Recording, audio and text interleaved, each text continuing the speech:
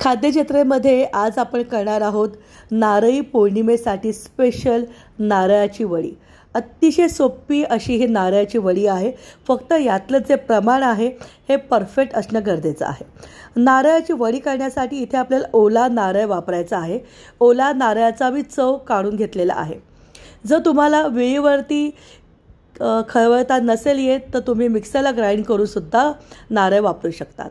आता सगळं प्रमाण हे आपल्याला वाटीचं घ्यायचं आहे। एका वाटीमध्ये नारळाचा चव दाबून दाबून आपल्याला भरायचा आहे। जितकं प्रेशर देता येईल तितकं दाबून पूर्णपणे गच्च अशी आपल्याला वाटी भरून घ्यायची आहे। अशी आपण 1.5 वाटी इथे नारळाचा चव घेणार आहोत। मी इथे ओला नारळ वापरलेला आहे। ऑथेंटिक महाराष्ट्रीयन लोक कायम ओल्या नारळाच्या वड्या करतात। आता अर्धी वाटी परत सेम दाबत दाबत अजून एक अर्धी वाटी मी नारळाचा चव घेतलेला आहे। म्हणजे या रेसिपीसाठी आपल्याला 1.5 वाटी गच्च नारळाचा चव घ्यायचा आहे आणि याच्यासाठी आपण त्याच वाटीने मोजून 1 वाटी साखर घेणार आहोत। म्हणजे 1.5 वाटी नारळाच्या चवसाठी 1 वाटी साखर हे प्रमाण आहे। खूप जास्त जर तुम्हाला गोड आवडत असेल तर जितका नारळ तितकं साखर तुम्ही वापरू शकतात, पण 1 वाटीने परफेक्ट गोडवा हा वडीला येतो। पाव वाटी इथे मी क्रीम घेतलेली आहे। दुधावरची जी साय असते ती पाव वाटी घेतलेली आहे।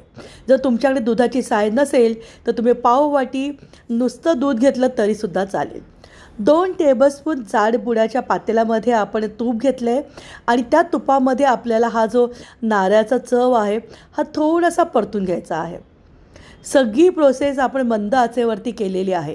गॅसची फ्लेम जर फास्ट ठेवाल तर नारळाचा कलर जो आहे हा बदलतो। याच्यामध्ये आता आपण 1 वाटी साखर घातलेली आहे आणि पाव वाटी मी दुधाची साय घातलेली आहे। तसं मी आत्ताच सांगितलं, दुधाची साय नसेल पाव वाटी दूध घातलं तरीसुद्धा चालेल। आता ज्या आपल्याला प्लेटमध्ये ही वडी करायची आहे त्या प्लेटला सुद्धा मी तुपाचा हात लावून ठेवून दिलेला आहे। सगळी प्रोसेस ही मी मंद आचेवरती केली होती, कारण तुम्ही जर गॅसची फ्लेम ही मीडियम की फास्ट ठेवाल तर काय होणार, साखर ही पटापट वितळेल आणि वडी खूप जास्त कडक होतील। या वड्या मी कशा करणार, तोंडात टाकल्या मेल्ट होणाऱ्या अशा या वड्या आहेत। ज्यांना खूप जास्त कडक वड्या आवडतात ना त्यांनी जरी मीडियम गॅसवरती फ्लेम ठेवली तरीसुद्धा चालेल। मंद आचेवरती ठेवलात ना तर अतिशय छान होतात या वड्या। थोडंसं मी केशर टाकलेलं आहे। केशर ऐच्छिक आहे, नको असेल तर तुम्ही नाही घातलात तरीसुद्धा चालेल। केशर घातल्यामुळे थोडासा वड्यांचा जो रंग आहे हा हलका पिवळसर येतो। आता कसं आपल्याला कळेल की हे आपली वडी तयार झालेली आहे, जेव्हा सुरुवातीला आपण जेव्हा साखर घालू हे मिश्रण आपलं पातळ होतं आणि हळूहळू हे मिश्रण घट्ट व्हायला सुरुवात होतं। थोडंसं घट्ट झाल्यानंतर एका प्लेटमध्ये चिमूटभर काढून घ्यायचं आहे आणि आपण त्याला चेक करणार आहोत। जेव्हा ही वडीचं तयार होतं, मिश्रण घट्ट होतं, तेव्हा जे मिश्रण आहे ह्याचा मस्तपैकी गोळा तयार होतो। बघा मी थोडंसं मिश्रण काढून घेतलेलं आहे। मिश्रण काढल्यानंतर हाताला चिकटतं आहे। बघा मी व्हिडिओमध्ये दाखवलेलं आहे, हे माझ्या हाताला चिकटतं आहे। म्हणजे याचा अर्थ अजून आपल्याला ह्याला गॅसवरती परतून घेणं गरजेचं आहे। परत मी 5 मिनटं मंद आचेवरती परतून घेतलं आणि परत एकदा चेक केलं। बघा किती मस्त गोळा तयार होतोय, हाताला अजिबात चिटकत नाही, फक्त तूप लागतंय।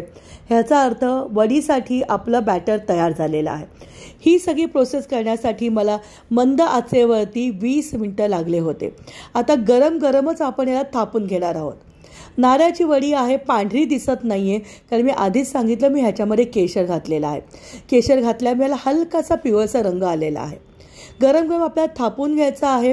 जर तुम्हाला ड्रायफ्रूट्स आवडत असतील तर तुम्ही वरती ड्रायफ्रूटसुद्धा टाकून घ्या। थंड झाल्यानंतर थापलं तर हे नीट एकसारखं थापून नाही होणार आणि थोडंसं गरम असतानाच आपल्याला त्याच्या वड्यांचा शेप द्यायचा आहे। वड्या ज्या आहेत हा पूर्णपणे थंड झाल्यानंतरच आपल्याला प्लेटमधून काढायच्या आहेत। रूम टेम्परेचरवरती वड्या थंड होण्यासाठी मी 3 ते 4 तास असं ठेवून दिलं होतं। मी सकाळी 10 वाजता मी या वड्या केल्या आणि सावकाश दुपारी 4 वाजता मी त्या काढलेल्या आहेत। खूप जास्त घाईत असाल फ्रीजमध्ये अर्धा तास ठेवलं तरीसुद्धा या वड्या सेट होतात। अप्रतिम अशा या वड्या तयार होतात।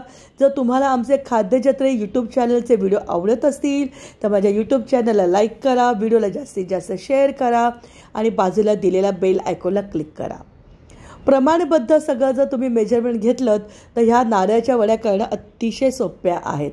व्हिडिओ आवडला असेल तर कमेंट करून नक्की सांगा. बघा सहज अशा या वड्या निघतात. रूम टेम्परेचरवरती आठवडाभर या वड्या आहेत तशा बाहेर जातात. एक वडी तुम्हाला मी तोडून पण दाखवते, किती मस्त खुटखुटीत झालेली आहे. खूप जास्त कडक नाही केलेल्या आहेत. जर तुम्हाला खूप जास्त कडक आवडत असतील तर सारण थोडंसं अजून घट्ट करा.